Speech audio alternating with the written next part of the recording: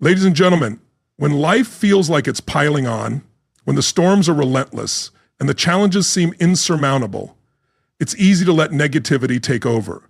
But what if I told you that staying positive in the face of adversity isn't just possible? It's a choice that can change everything. Imagine walking through life's toughest moments with strength, clarity, and resilience, refusing to let circumstances dictate your mood or your future. In this video, I'm going to share the exact strategies that successful people use to stay grounded and positive even when life gets hard. Because the truth is, how you respond to the tough times will determine whether you just survive or whether you thrive. Stick with me. This could be the turning point you've been waiting for. Let me share something important with you, something you already know deep down. Life is not always simple. It never promised to be. In fact, it promised nothing at all, and yet it offers everything, both opportunities and challenges. Some days, everything falls into place. The sun is shining, deals are closing, and the phone rings with good news. Other days, it feels as if the world has slammed a close for business sign right in front of you. That's life. What truly matters is not what happens to you, but how you respond to what happens. Anyone can smile when everything is going well, when the bank account is full and health is good. Anyone can celebrate when the crowd is cheering. But the real test of character is how you show up when the storm clouds gather. The real question isn't, will life get tough? The question is, when it does, will you still choose to remain strong? Will you choose to stay positive? Here's the truth. You can't control every event, but you can always control your attitude. You can develop a mindset so strong that even when the world seems to shake, you remain unshaken. Today, I want to provide you with practical tools, no fantasies, just real tools, to help you stay positive, focused, and powerful even when life throws its worst your way. If you're ready to stop being tossed around by every difficult day, if you're ready to build an unshakable mindset, then pay attention, because what you hear today could change everything. Let's begin by understanding one key point. Tough times are part of the process. Let's make one thing clear right from the start. Tough times are not a mistake. They're not a glitch in the system. They are part of the deal we agreed to when we arrived on this planet. Someone once asked me, why is life so hard sometimes?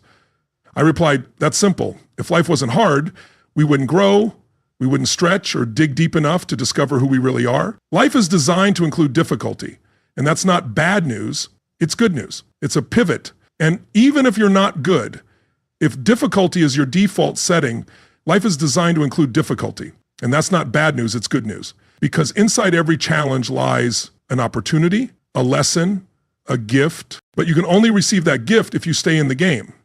Now, listen closely. The soil says, give me your seed, your effort, your patience, and I'll give you a harvest. Not instantly, not tomorrow, but eventually, if you stay committed to the process. Life is the same. It offers rewards, but it requires work, especially on the hard days, not just the easy ones. Tough times are not the enemy. They are the training ground. They refine you, prepare you, and reveal strengths you never knew existed.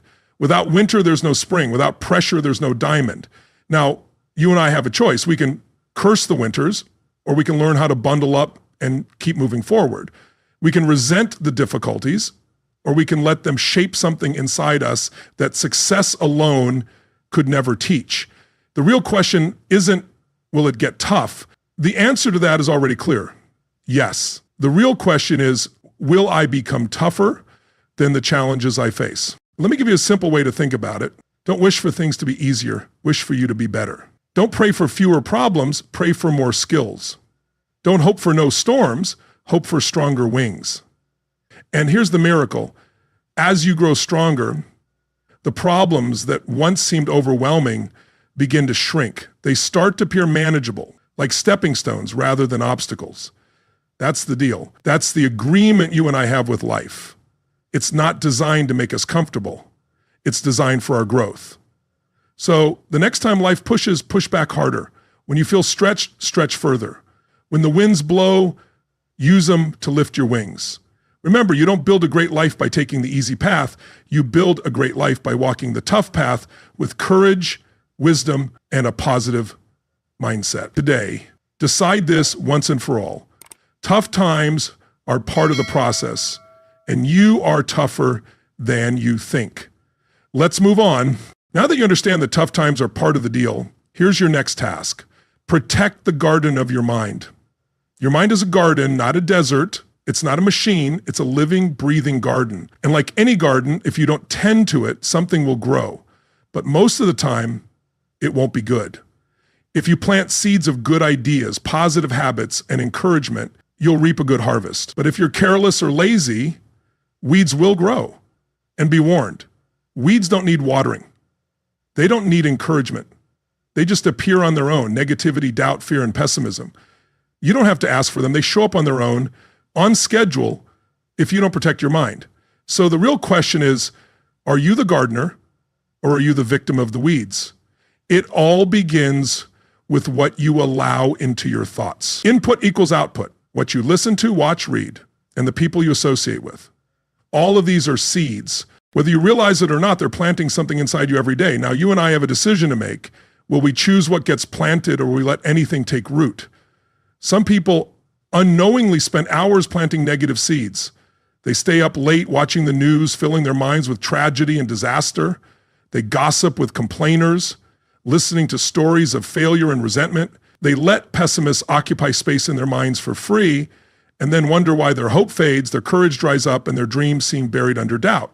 It's simple. The weeds have taken over. But here's the good news.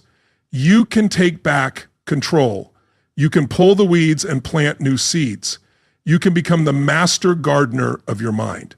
It starts with being intentional about what you feed your thoughts. Feed your mind with books that inspire you, not discourage you.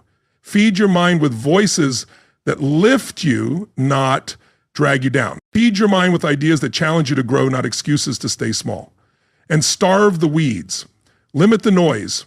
Walk away from gossip. You shut off the negativity. You tell yourself, not in my garden. Because if you don't guard the door of your mind, someone or something else will walk right in. Here's a rule to remember. Stand guard at the door of your mind, just like a security guard stands at the entrance of a bank. Inside are the valuables. And trust me, your mind, your ideas, your hope, your dreams, they're the most valuable assets you have. Treat them that way. So each morning, ask yourself, what am I allowing into my garden today? Is this thought a flower or is it a weed? Is this voice building me up or tearing me down? Tough times will come, yes. But if your mind is strong, if your spirit is pure, and if your hope is alive, then you'll weather the storm better than most. Protect your mind as you would a treasure, because it truly is. It's the richest soil you'll ever work with, and the future harvest depends on how you tend to it today. Let's keep going. Now, let's talk about something that can change everything for you. Your personal philosophy. You see, life is built on principles. Business, relationships, finances, success, they all rely on a set of laws.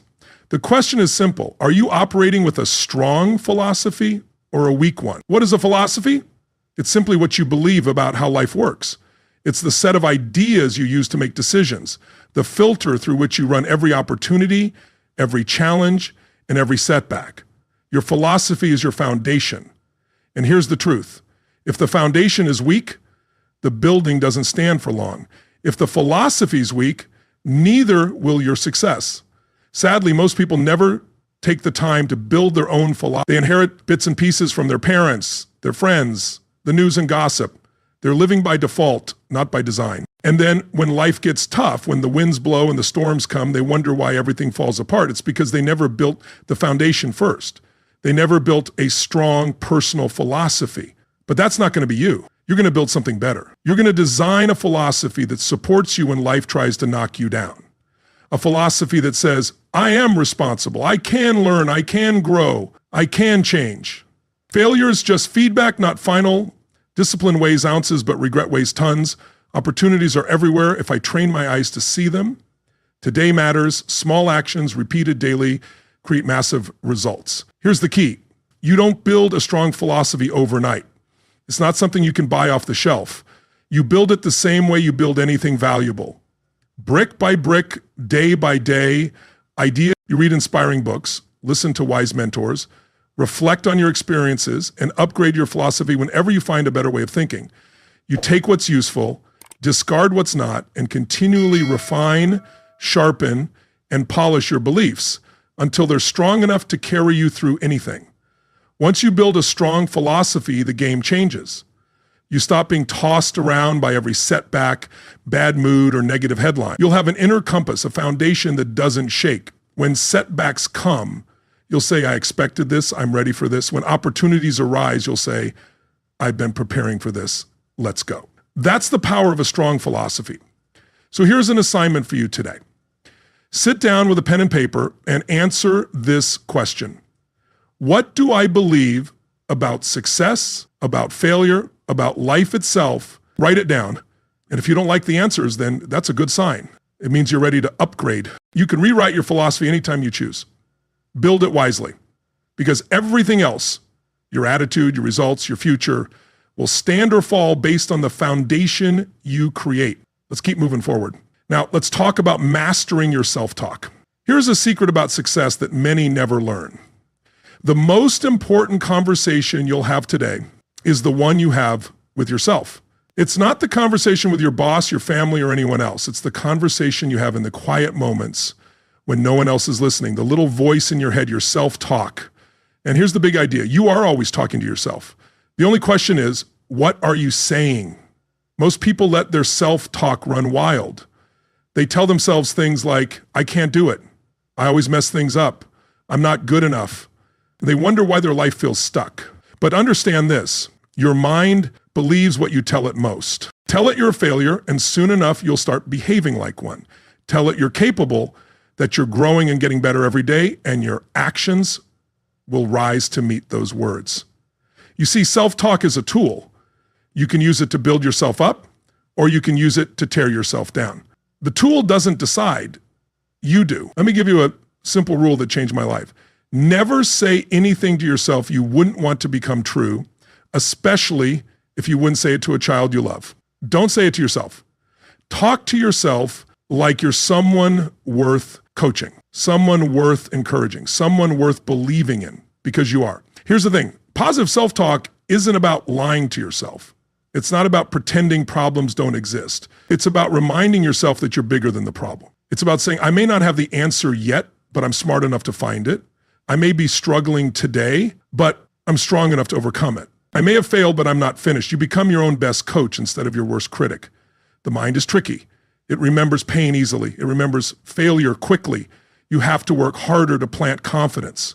You have to work daily to cultivate belief. That's why self-talk isn't a one-time pep talk. It's a daily discipline. You build it like you build a muscle. Repetition, consistency, intention. So here's your assignment. Starting today, catch yourself when that voice in your head turns negative and answer back. If it says you're not good enough, respond with, I'm learning, I'm growing, I'm making progress. If it says you'll never succeed, answer with, watch me. Talk to yourself like it matters, because it does. Your future depends on the words you repeat to yourself today. Your strength depends on it. Your dreams depend on it. Master your self-talk and you'll master your future. Let's move on. Focus on what you can control. One of the greatest lessons you can learn in life is this. You can't control everything, but you can always control something. And that's enough to change everything. Too many people waste their energy, their best energy, worrying about things they have no control over. The economy, the weather, what other people think, what other people say, or what other people do. Now listen closely. Worrying about things beyond your control is like trying to sail a ship without touching the wheel. You drift, you stress, and you get nowhere. But when you focus on what's within your control, your attitude, your effort, your decisions, your character, you suddenly become powerful. You stop being a victim of circumstance and start becoming the creator of your own future. Here's the simple truth. Life becomes lighter the moment you stop carrying what isn't yours to carry. You can't control the traffic, but you can control your patience. You can't control the storm, but you can control how well you prepare. You can't control whether the market goes up or down, but you can control your skills, your service, and your value. Focus on what's in your hands, not what's outside your reach. Now you might say, but what about real problems? What about things that affect me directly? I understand. but the solution is the same. Do what you can where you are with what you have. If you can influence something, take action. If you can't influence it, release it. Control what you feed your mind. Control the words that come out of your mouth. Control the habits you build each day. Control how you treat others. Control how you show up when it's hard. Because here's what I promise you. If you master what's inside your control, the things outside your control lose their power over you. The world can be chaotic, but you can remain calm. The economy can be unstable, but you can be steady. The people around you may be negative, but you can choose to be positive. You can be a thermostat, not a thermometer. Thermometers just reflect the temperature. Thermostats set it. Be the one who sets the temperature of your own life. Here's your assignment for today. Take out a sheet of paper, draw a line down the middle. On the left side, write what I can't control. On the right side, write what I can control. And starting today, every time your mind drifts to the left side, gently but firmly bring it back to the right side. Train yourself to spend your energy only where it counts, because energy is precious, focus is priceless, and your future depends on where you aim it. Focus on what you can control and watch your life transform. Let's continue. Choose your associations wisely now. Here's a law of life that you can take to the bank. You will become like the people you spend the most time with. If you spend your days with negative, bitter, or angry people, you will find their attitudes starting to rub off on you. Their doubt will leak into your dreams. Their bitterness will cloud your optimism. Their fear will weigh down your ambition. Association is powerful, more powerful than most people realize. When I first heard this, it shook me awake. I realized that if I wanted to change my life, I had to start by changing my circle. Now, don't misunderstand me. This isn't about judging people harshly. It's about protecting your future. It's about guarding your potential. It's about being wise, not careless. See, some people are lifters. They lift your spirits. They elevate your thinking. They raise your standards. You leave their presence better than when you arrived. Others, unfortunately, are leaners. They lean on your energy, your optimism, your kindness until you have nothing left to give. And some are worse than leaners. They're drainers. They flow away from your life. And some are worse than leaners. They're drainers. They don't just lean, they pull. They pull you down with their excuses, complaints, and small thinking. Your future is far too valuable to leave it in the hands of drainers. So here's what you need to do. Evaluate your associations. Ask yourself, who is bringing out the best in me? Once you identify the people who are pushing you to think bigger, live better, and work harder, as well as those who are pulling you down, making you smaller, and feeding your doubts, you have three choices. Dissociate, limit, or expand. Disassociate means there are some people you need to lovingly release from your life. This isn't about bitterness or anger, but wisdom. Bless them and move on.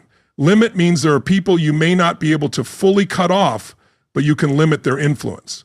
You have control over the proximity and time spent with them. Expand means you actively seek out associations that lift you. Surround yourself with people who are wiser, stronger, kinder, and sharper. Learn from them. Let their fire light yours. Growth is contagious, as is decay. If you walk with wise people, you become wise. If you walk with complainers, you become cynical. If you walk with courageous people, you become bold. If you walk with fearful people, you become hesitant. Choose wisely because your future depends on it. Now, here's an action step for you. Take an honest inventory of your top 5 associations. Write them down and ask yourself, are these people helping me grow or holding me back? Then make the necessary changes. It may feel uncomfortable, but it's essential because your associations are either watering your dreams or drying them out. Choose wisely and you'll choose a stronger, brighter future. Moving forward, let's talk about strengthening your daily disciplines. Success is nothing more than a few simple disciplines practiced every day, and failure is just a few small errors in judgment repeated over and over. The gap between success and failure isn't wide. It's formed by the small repeated decisions we make. Discipline is the bridge between goals and accomplishments. However, discipline isn't always exciting. It's not glamorous, and it doesn't always feel good, but it works. When life gets tough, when challenges arise, it's your discipline that will become your anchor. Motivation fades, but discipline stays. Discipline shows up when you're tired, discouraged, and uncertain, making you do what needs to be done even when you don't feel like it. The key is that you don't have to be extreme, but you do need consistency. You don't have to run a marathon today, but you can lace up your shoes and go for a walk. You don't have to write a whole book today, but you can write one page. You don't have to master your craft overnight, but you can practice today. Small disciplines practiced consistently lead to massive results. And the beautiful thing is that discipline gets easier over time, like a muscle. It becomes stronger the more you use it. What once felt difficult will eventually feel easy, and what once seemed impossible will become inevitable. So what are your daily disciplines right now? Are they helping you move toward the life you want, or are they quietly drifting you further away every day? In every way, you're either building your future or letting it slip away one undisciplined moment at a time. The price of discipline is always less than the price of regret. Your assignment is to choose 3 simple disciplines to commit to, no matter what. They don't have to be big. They just need to be consistent. Maybe it's 10 minutes of reading, 30 minutes of exercise, writing down your goals every morning, or speaking a word of encouragement to someone each day. Choose your 3 disciplines and start today. Feeding your spirit comes from practices that nourish your inner being, not just your intellect. Your spirit is the part of you that craves purpose, meaning, connection, and peace. It's the part of you that thrives on reflection, gratitude, compassion, and faith. Taking time for stillness, meditation, or prayer can ground you and help restore your sense of balance and peace. Giving your spirit the nourishment it needs is essential for maintaining your inner strength, especially during the challenges of life. Without feeding your spirit, even the most successful achievements can feel hollow, leaving you seeking fulfillment in all the wrong places. Your spirit thrives on positive, meaningful experiences and interactions, like being in nature, helping others, practicing kindness, and reflecting on what truly matters. It needs time for rest, time to connect with your higher purpose, and moments to recalibrate your mind and soul. It's easy to get caught up in the hustle, in the constant chase for more information, skills, and achievement. But if you neglect your spirit in the process, you risk feeling disconnected, even if you're ticking off all the boxes in your life. Nourishing your spirit means taking the time to pause, to reflect on your values, your purpose, and your deeper connection to the world around you. This doesn't just improve your well-being, it enhances your resilience. When your spirit is fed, you become more centered, more grounded, and better equipped to handle the stress and difficulties that life inevitably brings. So here's your action step. Think about what feeds your spirit. Is it spending time with loved ones, connecting with nature, or practicing mindfulness? Is it helping someone in need, or simply taking time to reflect on what you're grateful for?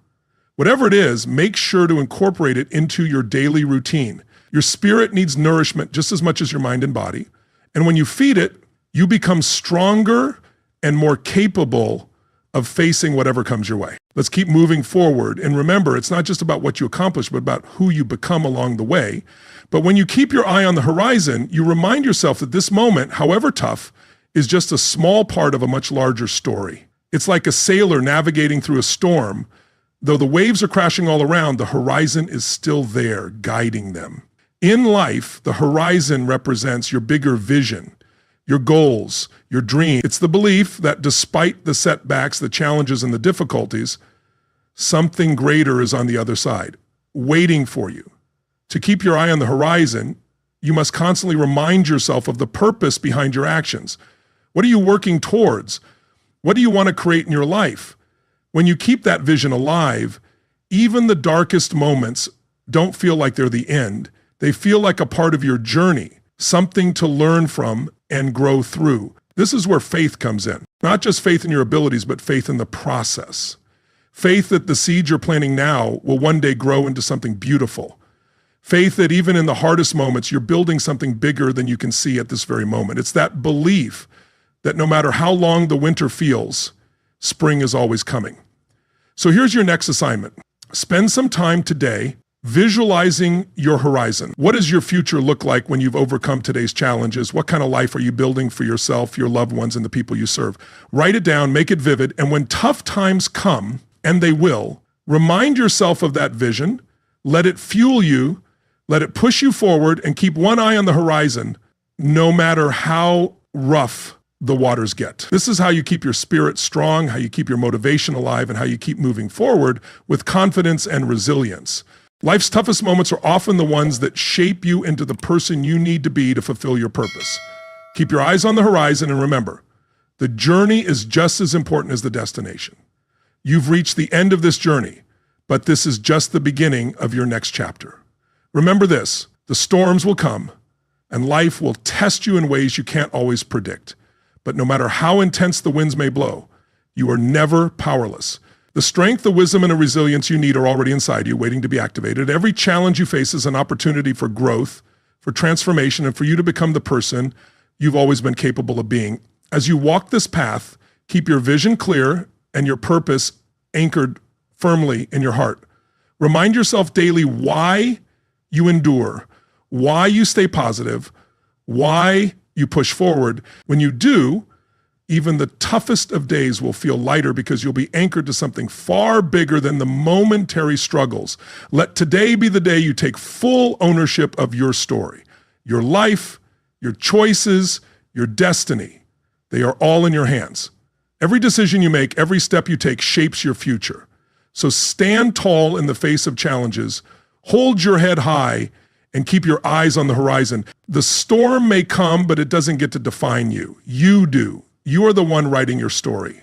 Your perseverance, your strength, and your unwavering commitment to your vision will carry you through. So go ahead, take what you've learned, apply it, and build a life that you can be proud of. Keep moving forward because the best is yet to come. Your journey is just beginning, and you were made for greatness. As we wrap up, remember this. Life will always throw challenges your way, but it's your response that truly matters. Staying positive isn't about ignoring reality. It's about choosing to rise above it, to find strength in the struggle, and to keep pushing forward even when it feels impossible. The next time life tests you, ask yourself, how can I use this to grow? Because when you master the art of staying positive, you'll unlock a power within yourself that nothing can take away. So take these strategies, make them your own, and watch how your perspective transforms. Life won't be any less challenging, but you will be more than ready. If you're ready to take control of your mindset and turn adversity into your greatest advantage, hit that play button. Your journey to staying positive starts